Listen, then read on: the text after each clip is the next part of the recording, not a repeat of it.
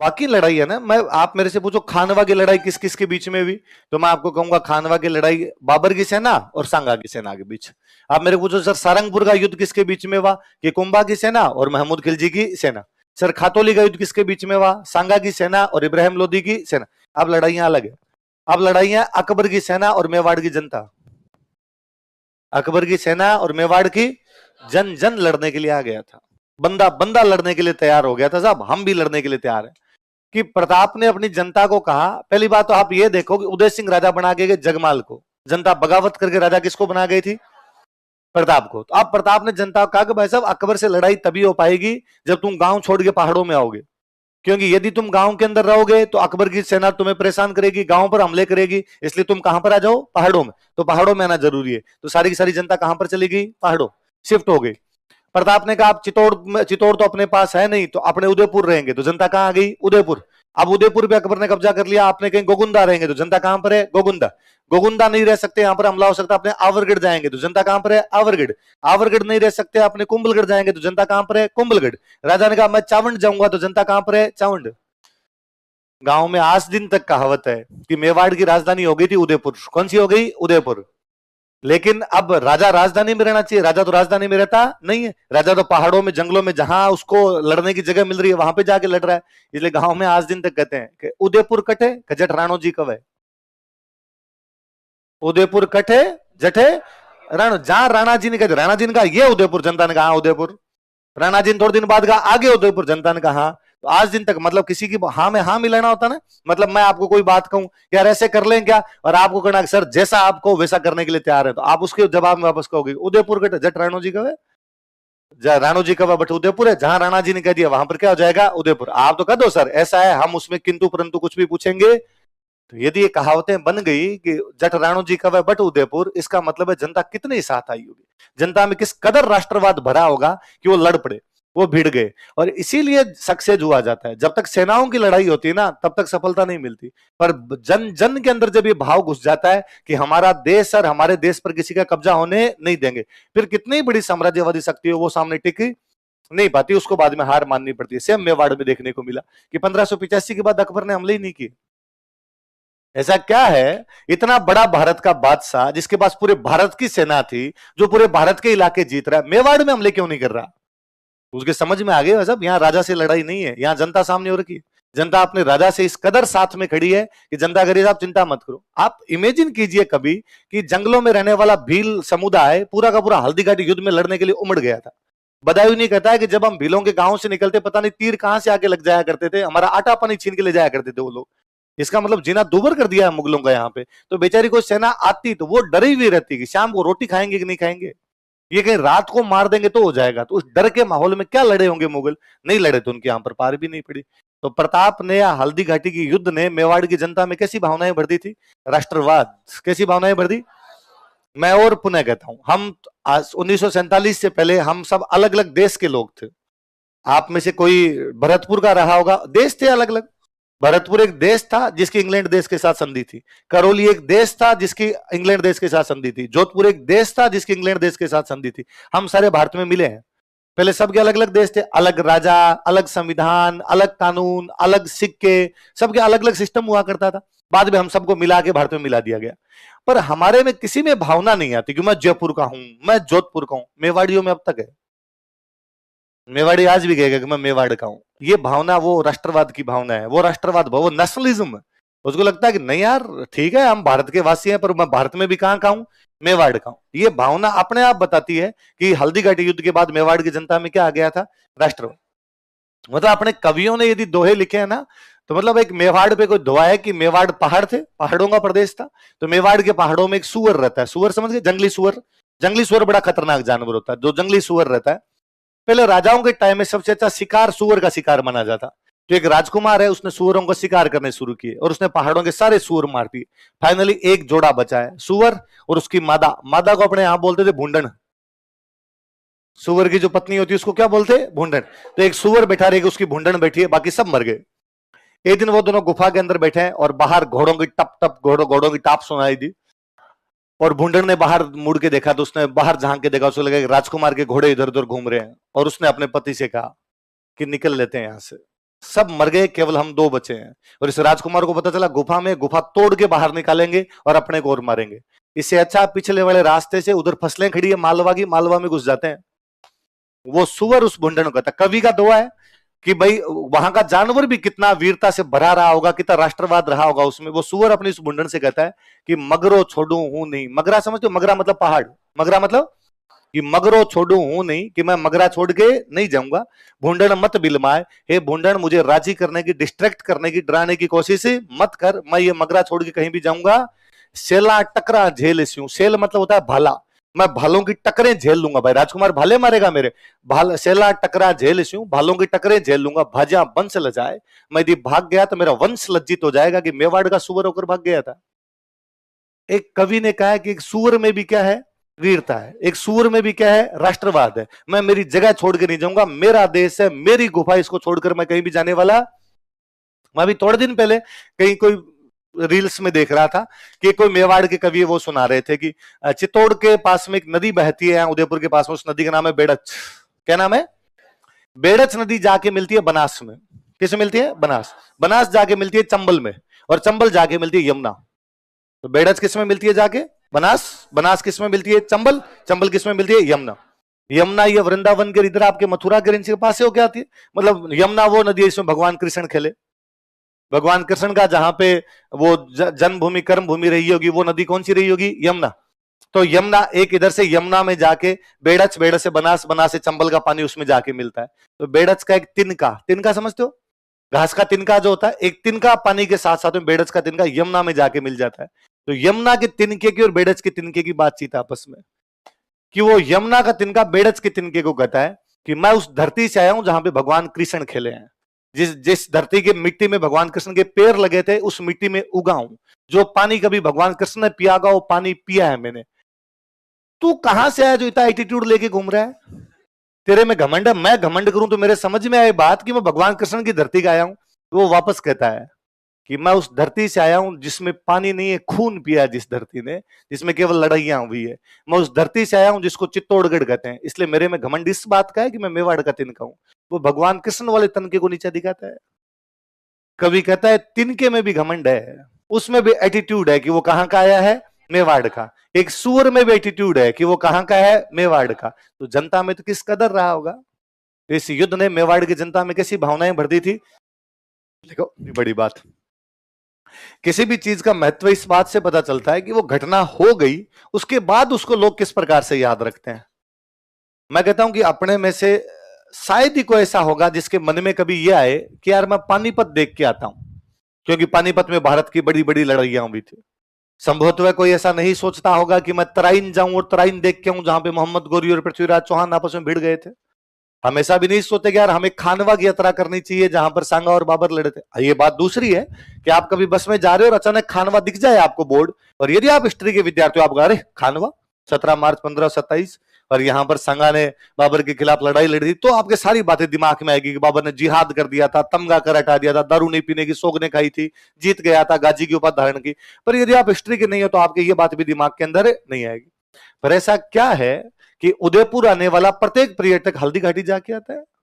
ऐसा क्या है कि लोग हल्दी घाटी की स्पेशल यात्रा करने के लिए न केवल जाते हैं बल्कि वहां की मिट्टी अपने साथ में लेके जाते हैं? इसका मतलब 18 जून 1576 की उस तपती दोपहरी के 3 घंटों में कुछ तो अलग हुआ है कि हमारे दिमाग से आज भी नहीं निकल पा रहा कि 1915 में बूढ़ीलाल नदी की तुलना भी हल्दी घाटी से की जा रही। खानवा से क्यों नहीं करते? पानीपत से कर लेते। लड़ाई की तो तुलना करनी है, पर हल्दी घाटी अलग प्रकार की चीज है, वो राष्ट्रवाद की लड़ाई है। तो ये युद्ध आज भी राष्ट्रवादियों के लिए किसका काम करता है?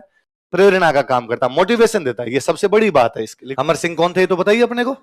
महाराणा प्रताप के बेटे। 1597 में प्रताप की डेथ होती है। प्रताप की डेथ होने के बाद अगला राजा कौन बन जाता है? अमर सिंह। अकबर वापस हमले शुरू करता है।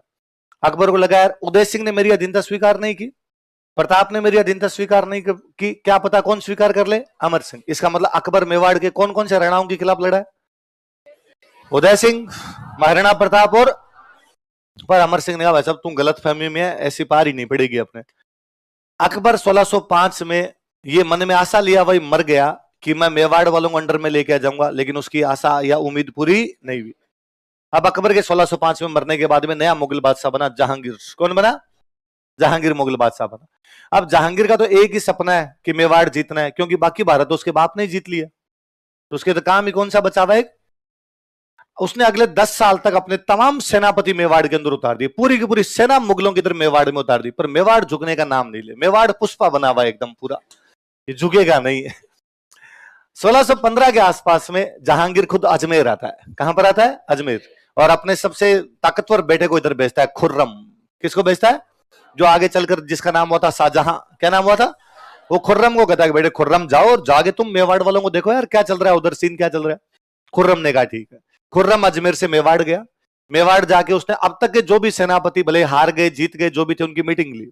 अरे क्या कारण है कि आप मेवाड़ में आते हो लेकिन अमर सिंह को नहीं पकड़ पाते, या अमर सिंह को इस कदर विवश नहीं कर पाते, मजबूर नहीं कर पाते कि वो संधि कर ले, या उसको घेर नहीं पाते, या उसको हरा नहीं पाते? ऐसा क्या रीजन है अपने पास कि मेवाड़ अब भी अपने सामने झुकने के लिए तैयार नहीं है? क्या तुम कभी अमर सिंह को पकड़ने के नजदीक पहुंचे? क्या कभी ऐसा हुआ कि तुम अमर सिंह को पकड़ने के लिए गए, अमर सिंह हाथों हाथी को निकल गया हो? उन्होंने कहा सर कई बार होता है, हम पकड़ने के लिए जाते भी उसको, हमें लोकेशन भी मिलती है कि वहां पर है, लेकिन हम वहां जाते हैं उससे पहले अमर सिंह अपनी लोकेशन चेंज कर लेता है।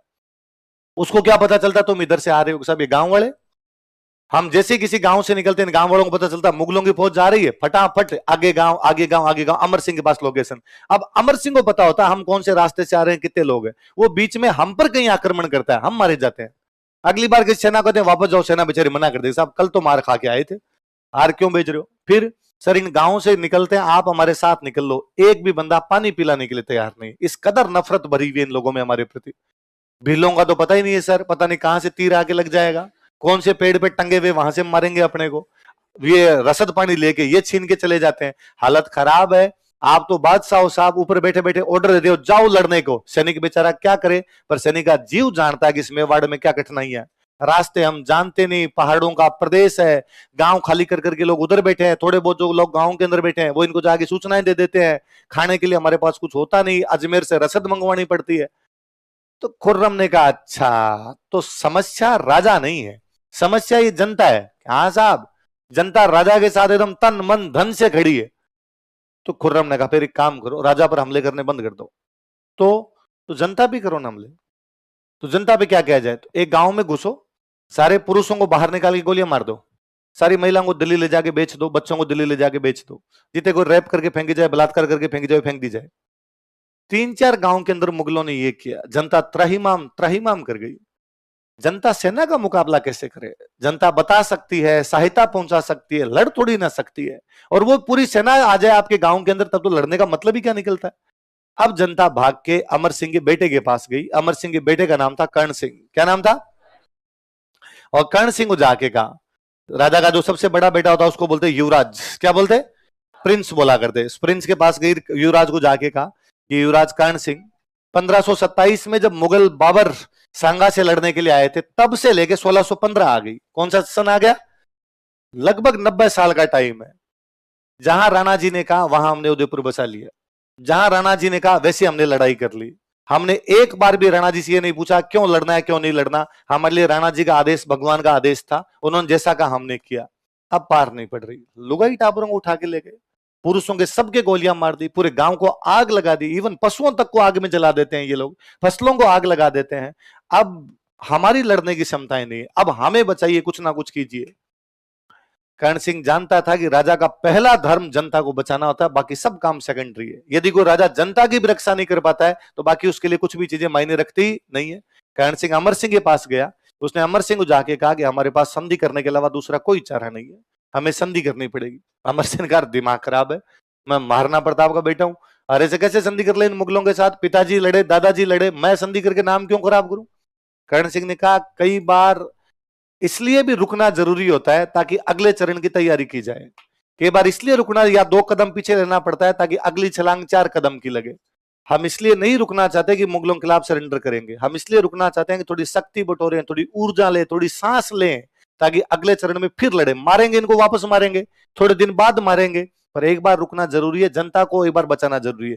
जनता को नहीं बचा पाए तो जनता का हमारे में जो कॉन्फिडेंस है वो समाप्त हो जाएगा। हम आज दिन तक किसके भरोसे लड़ रहे हैं, किसकी ताकत पे लड़ रहे हैं? जनता की। ये अनाज देते हैं, ये साथ में लड़ते हैं, ये सूचनाएं पहुंचाते हैं, हथियार बना के देते हैं, यही साथ में नहीं रहेंगे किसके लिए लड़ेंगे? अमर सिंह ने कहा मेरे कुछ ही नहीं समझ में आता, तेरे को ज्यादा लगता है। मंत्रियों संतरियों ने सबने दबाव दिया तो अमर सिंह ने चाबियां कर्ण सिंह के पास दी, तू जाने तेरा काम जाने, मैं राजा का पद ही तेरे को सौंपता हूं, मैं सारी शक्तियां तेरे को सौंपता हूं, तू तेरे हिसाब से देख ले। फिर कर्ण सिंह के पास जैसे ही पावर आई, कर्ण सिंह ने अपने 2 बंदे भेजे मेवाड़ से। एक का नाम था हरिदास और एक का नाम था शुभकर्ण। क्या क्या नाम था? क्या क्या नाम बताओ देखिए। किसने भेजे संधि करने के लिए? किसके पास भेजे? मुगलों के। कौन कौन 2 बंदे बताओ? हरिदास और शुभकर्ण। मुगलों की तरफ से बात कर रहा है खुर्रम। कौन बात कर रहा है? खुर्रम के पास भेजे कि भाई जाओ और जाके बात करके आओ। हरिदास शुभकर्ण गए, हरिदास शुभकर्ण जाके आवे, खुर्रम हम संधि करने के लिए तैयार है। और खुर्रम ने कहा बैठो बैठो, शाबाश शाबाश, चाय लाओ रे, 2 आदमी हैं, 2 चाय मंगवाओ इनके लिए। खुर्रम बेचारा राजी कि मेवाड़ हमसे क्या करने के लिए तैयार हो गया। हरिदास शुभकर्ण ने कहा खुर्रम 2 मिनट, एक बात का देने दे, बाद में मंगवा लेना चाहे तो। अरे उसने कहा बैठो बैठो चाय पियो, बात तो बाद में कर लेंगे, संधि तो करनी है, कर लेंगे संधि। उसने कहा अरे सुन तो सही बात, क्या बात है कि संधि में क्या होता है तुम्हारे?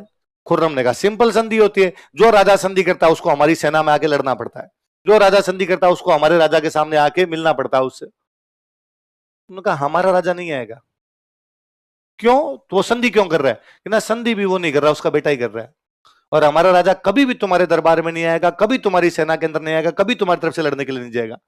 तो कौन आ सकता है? तो उसका बेटा ही आ सकता है। खुर्रम ने कहा पर हमने पूरे भारत में राजा को ही बुलाया है, राजा आता है तभी संधि मानी जाती है। तो हरिदास शुभकर्ण ने कहा फिर ठीक है, तो हम वापस जा रहे हैं, लड़ाई की तैयारी करते हैं। खुर्रम ने कहा तुम बैठ जाओ प्लीज, लड़ाई का नाम मत लो तुम। अरे कोई देखते हैं देखते हैं, बैठो एक बार तुम, यार इतने साल से लड़ाई कर रहे हो, कब तक लड़ाई करोगे यार? फिर खुर्रम ने जहांगीर से बातचीत की कि पिताजी ये मेवाड़ वाले संधि करने के लिए तैयार है, पर यह करे हमारा राजा कभी भी तुम्हारे दरबार में नहीं आएगा, उसकी जगह कौन आएगा? राजा का बेटा। जहांगीर ने कहा तू संधि कर, फटाफट साइन करवा, आए हुए हैं क्या, जल्दी से साइन करवा ले। पर पिताजी ये तो संधि हुई नहीं, राजा तो आ ही नहीं रहा। जहांगीर ने कहा तू करवा ले, कौन देख रहा है, पिताजी आए थे कि बेटा आए थे, ये जो कलंक लगा हुआ है कि मेवाड़ वाले संधि नहीं करे, ये धुल जाएगा। बेटे तेरे को पता नहीं है मेरी दारू हराम हो रखी है, दिल्ली में आता जाता लड़का मेरे को पूछ लेता है कि और मेवाड़ में कौन मार खा के आया तुम्हारे, मैं लोगों को जवाब नहीं दे पा रहा हूं। इसलिए खुर्रम बाद में किससे संधि करता है? हरिदास और शुभकर्ण से। किससे संधि करता है? जनता को ये लगा कि भले ही हमारे राजा के पास संसाधन कम है, लेकिन हमारा राजा हार मानने वाला नहीं है। तो जनता को आशा की किरण नजर आई कि हमारा राजा हार नहीं मानेगा, और राजा हार नहीं मानेगा तो हम भी राजा के साथ में लड़ाई कर लेंगे। जनता लड़ने के लिए चलेगी। यदि राजा हार मान ले तो जनता अपने आप ही क्या मान लेती है? हार। राजा निराश हुआ तो जनता भी क्या हो जाती है? निराश। पर राजा लड़ा तो जनता में भी क्या रही? हमेशा आशा। और जनता को लगा कि नहीं साहब, प्रताप खड़ा तो हम भी खड़े रहेंगे। फिर क्या होता है, जब आप लड़ाई की भावना रखते हैं तो इससे हमेशा मोरल वैल्यूज, मोरल जो आपके नैतिक मूल्य होते हैं उनका विकास होता है।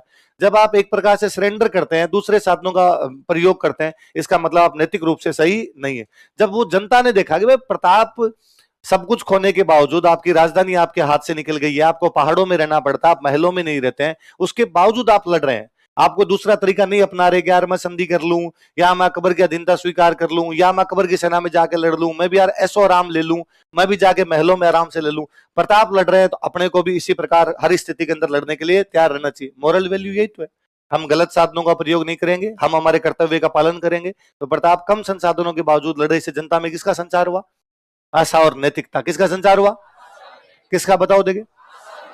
मैं एक सिंपल उदाहरण दूं, अभी आईएएस का आरएस के रिजल्ट आएंगे, आरएस का मेंस होगा, अभी आईएएस का अभी मेंस होगा, बाद में रिजल्ट आएंगे, या जब कभी रिजल्ट आता है आप कभी देखते हो, आईएएस का रिजल्ट आया है, आरएस का रिजल्ट आया मान लो, और आरएस का रिजल्ट आया, आपको दो प्रकार के लोगों के इंटरव्यू छपे। एक आपने कोई इंटरव्यू पढ़ा, आपने देखा कि एक कोई बंदा है जिसकी 4th रैंक आ गई। कौन सी रैंक आ गई? 4th। आपने पढ़ा अरे इस बंदे की 4th रैंक है।